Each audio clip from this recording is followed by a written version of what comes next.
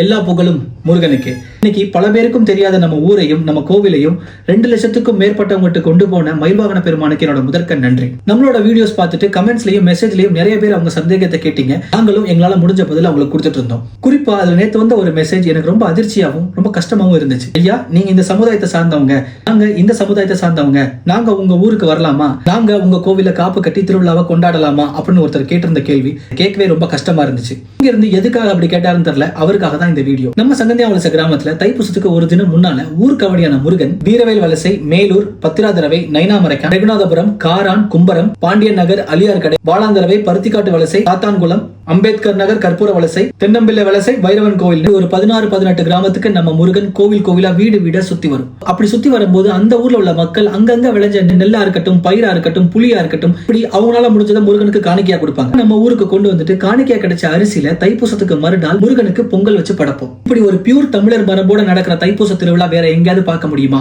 சரி, இப்ப விஷயத்துக்கு வர்றேன். அப்படி காவடி முருகனோட ஊர் மக்களாகிய நாங்க யாத்திரையா வரும்போது குடிக்க தண்ணியோ சாப்பிட சாப்பாடோ எடுத்துட்டு வர மாட்டோம்.